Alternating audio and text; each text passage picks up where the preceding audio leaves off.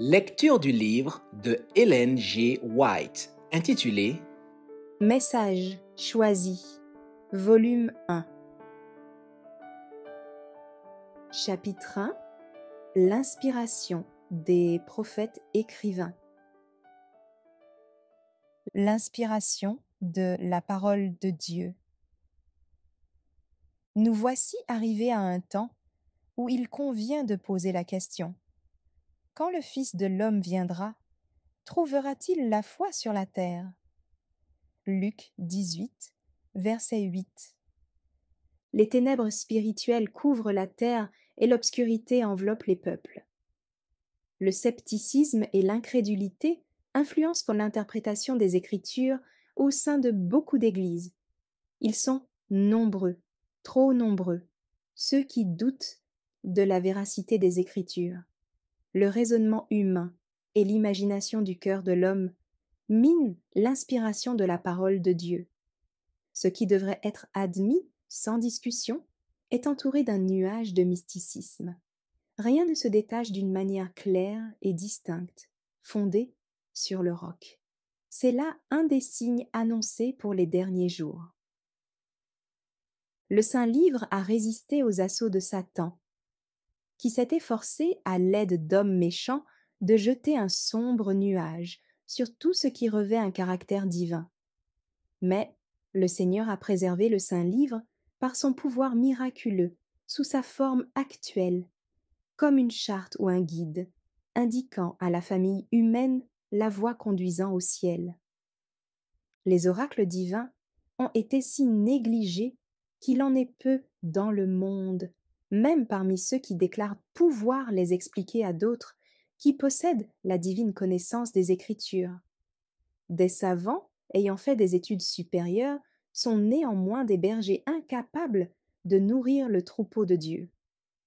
Ils ne comprennent pas que les trésors contenus dans les Écritures se découvriront graduellement, mettant au jour de précieux joyaux, qui apporteront une récompense aux chercheurs. On voit des hommes soucieux de se distinguer, sages au-delà de ce qui est écrit, dont la sagesse n'est que folie. Ils se croient les premiers à découvrir des choses merveilleuses, alors que leurs idées sont bien en retard en ce qui touche à la volonté et au dessein de Dieu. En s'efforçant d'expliquer ou de dévoiler des mystères cachés en tout temps aux yeux des mortels, ils ressemblent à celui qui se débattrait dans la boue tout en prétendant montrer à d'autres comment en sortir. On peut voir là l'image appropriée de ceux qui s'érigent en censeurs pour corriger les erreurs de la Bible. Personne ne peut améliorer la Bible en suggérant ce que le Seigneur a voulu dire ou ce qu'il aurait dû dire. Un tel nous regarde sérieusement et interroge. Ne pensez-vous pas qu'il puisse y avoir quelque erreur de copiste ou de traducteur? Ceci est probable. Un esprit borné qui hésiterait et trébucherait en raison de cette possibilité ou même de cette probabilité serait tout aussi en danger de trébucher devant les mystères de la parole inspirée, ne pouvant discerner les desseins de Dieu. Assurément, cet esprit faible trébucherait à cause de faits clairs, facilement acceptés par un esprit ordinaire, capable de discerner le divin, pour qui les déclarations divines sont claires et belles, pleines de moelle et de graisse. Toutes les fautes ne sauraient troubler une âme ou la faire broncher, si elle n'invente pas des difficultés au sujet des vérités clairement révélées. Dieu a confié la préparation de sa parole divinement inspirée à l'être fini qu'est l'homme. Cette parole, aménagée en livres distincts qui composent l'Ancien et le Nouveau Testament, sert de guide aux habitants d'un monde déchu, léguée à eux pour que, grâce à l'étude et à l'obéissance à ces préceptes, aucune âme en route vers le ciel ne s'égare. Ceux qui s'imaginent pouvoir aplanir les difficultés qu'ils prêtent à l'écriture et qui voudraient distinguer entre ce qui est inspiré et ce qui ne l'est pas d'après un étalon humain, feraient Mieux de se couvrir la face comme le fit Élie quand il entendit une voix douce et subtile. En effet, ils se trouvent en présence de Dieu et de ses saints anges qui, durant des siècles, ont communiqué aux hommes lumière et connaissance, enseignant ce qui doit être fait et ce qui doit être évité, déployant devant eux des scènes palpitantes d'intérêt, jalon après jalon, par des symboles, des signes et des images. En montrant les dangers qui s'amassent dans les derniers jours, Dieu n'a pas habilité un homme fini quelconque à tirer au clair des mystères cachés, ou inspirer un homme ou une classe d'hommes à juger de ce qui est inspiré et de ce qui ne l'est pas. Quand des hommes au jugement borné pensent devoir examiner les Écritures pour décider ce qui est inspiré et ce qui ne l'est pas, ils dépassent Jésus comme pour lui indiquer un meilleur chemin que celui qu'il nous a fait suivre. Je prends la Bible telle qu'elle est, la parole inspirée. Je crois les déclarations contenues dans la Bible entière. Des hommes s'élèvent, convaincus d'avoir trouvé quelque chose à critiquer dans la parole de Dieu. Ils pensent faire preuve d'une sagesse supérieure en montrant cela à d'autres. Plusieurs de ces hommes peuvent être savants et capables, doués d'éloquence, et l'effort de toute leur vie tend à troubler les esprits concernant l'inspiration des Écritures. Ils en amènent beaucoup à accepter leur point de vue. Ils se passent les consignes de l'un à l'autre conformément au plan de Satan, de sorte que nous comprenons mieux la signification profonde des paroles de Jésus. Quand le Fils de l'homme viendra, trouvera-t-il la foi sur la terre? Luc 18, verset 8. Mes frères, abstenons-nous de critiquer la Bible de quelque manière que ce soit. C'est là un travail que Satan aime à vous voir accomplir, mais ce n'est pas ce que le Seigneur vous a chargé de faire. On devrait abandonner le soin de garder les saints oracles à Dieu, qui s'est acquitté de cette tâche des siècles durant. Certains commencent à mettre en question quelques portions de la révélation.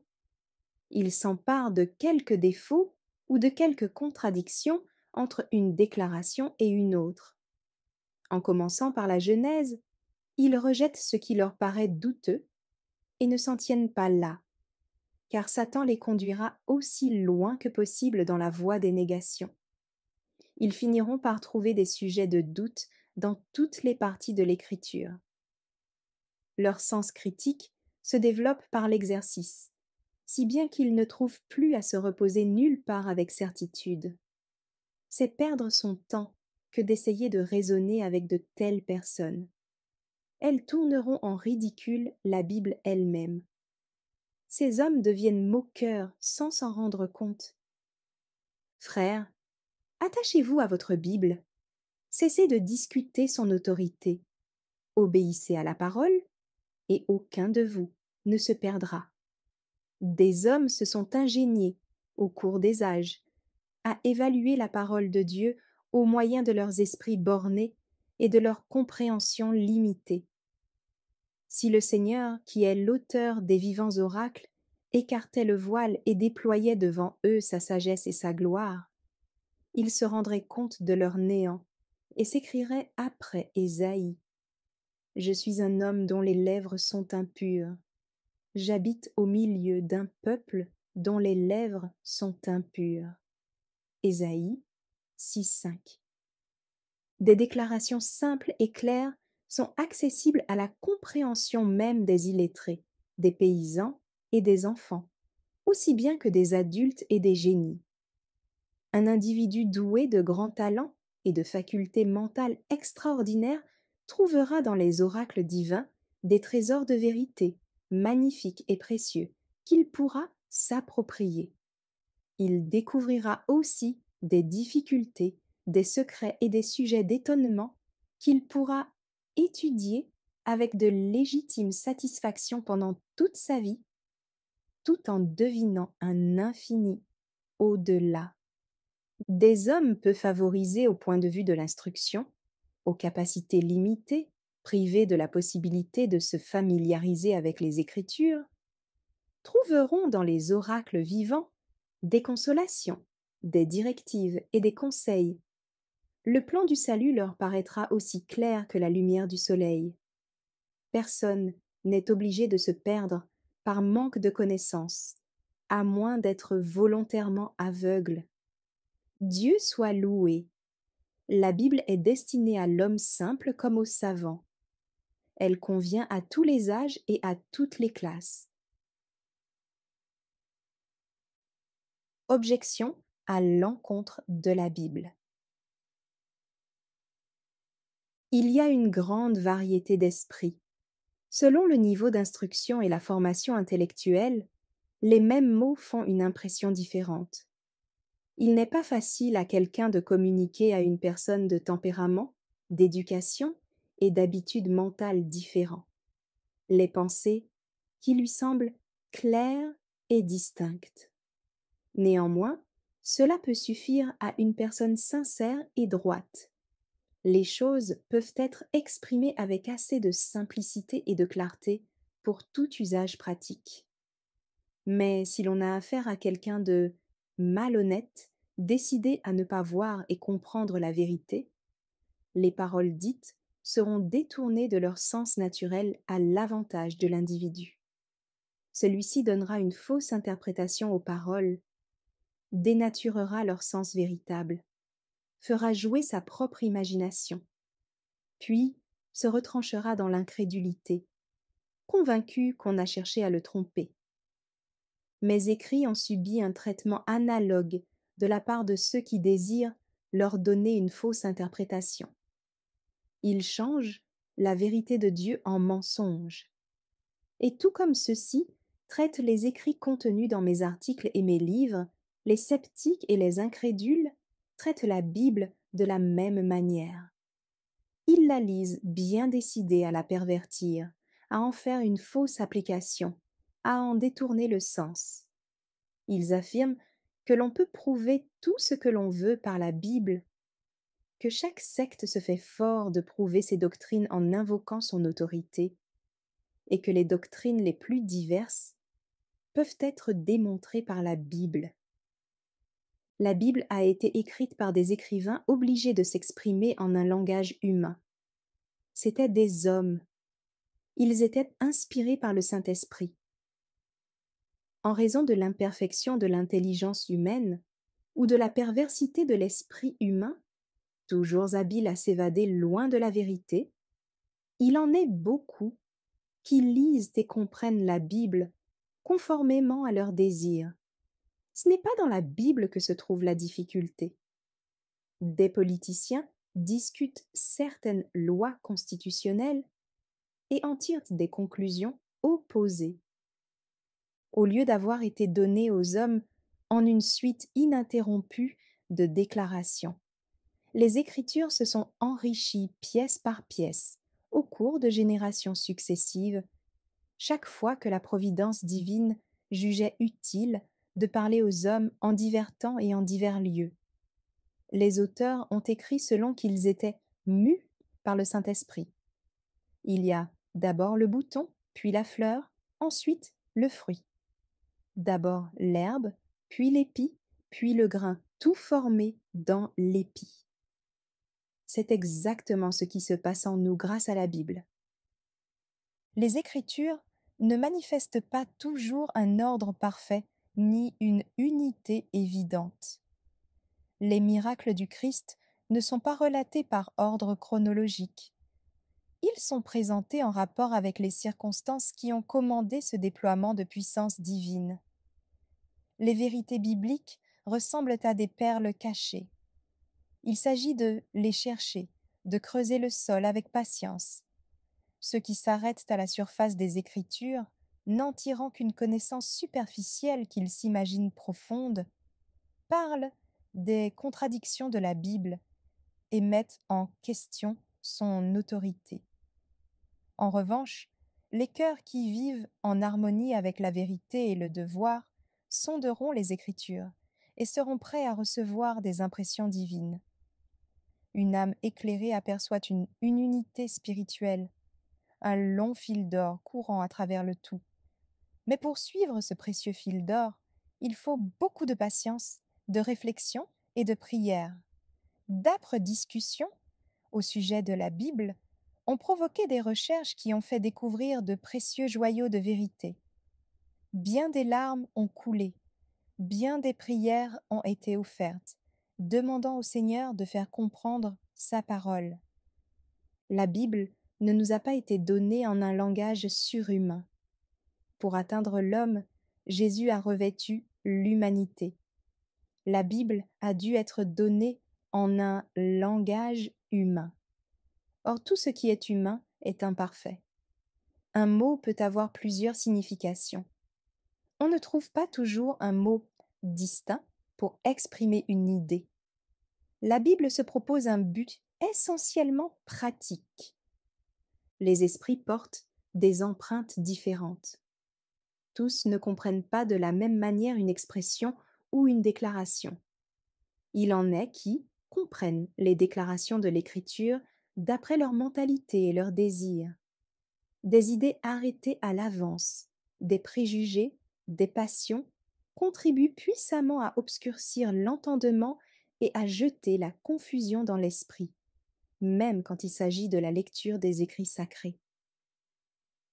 Les disciples qui se rendaient à Emmaüs avaient besoin d'être débarrassés de leurs fausses interprétations des Écritures. Jésus chemina avec eux sans se faire connaître et leur parla en qualité d'homme.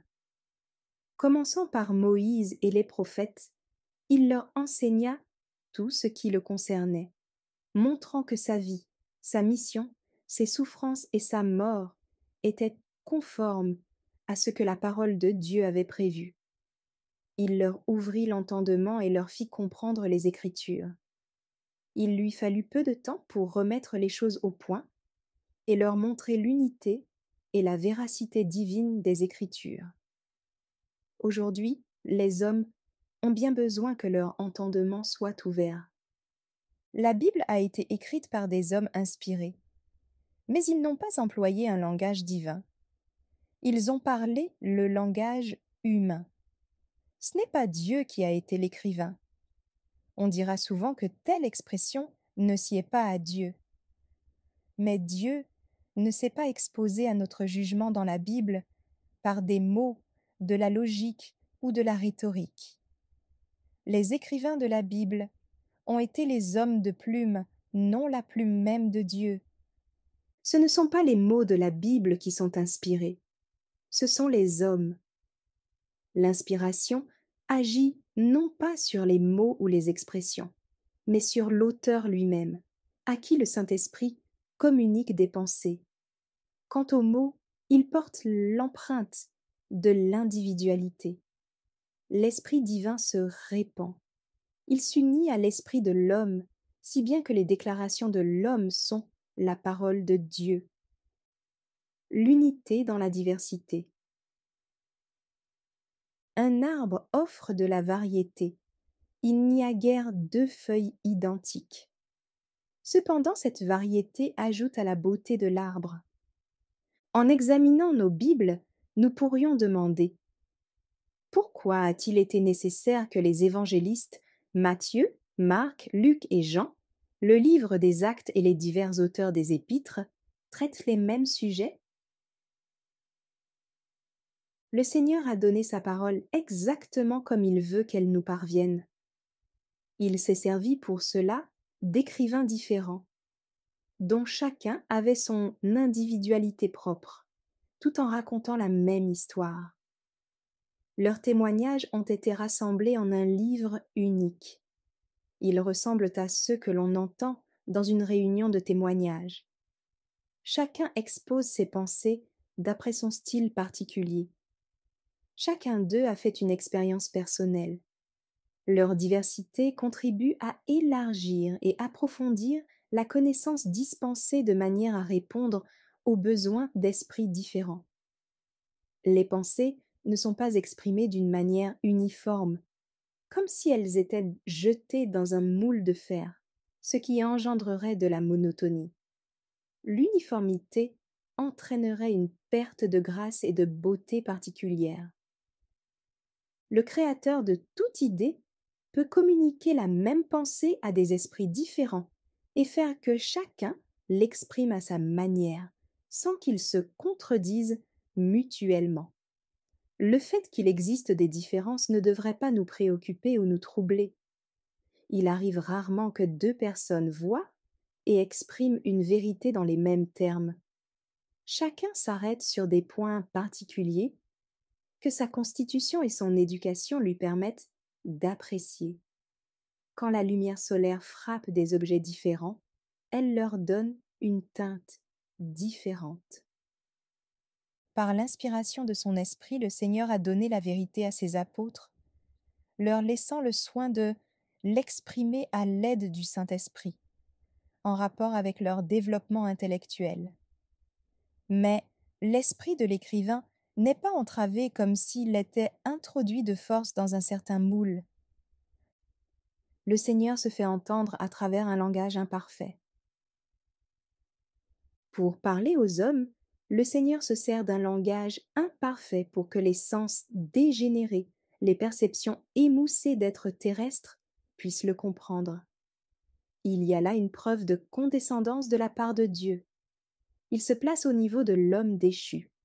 Dans sa parfaite simplicité, la Bible ne s'élève pas à la hauteur des grandes pensées divines, car des idées infinies ne sauraient être parfaitement véhiculées dans des pensées finies.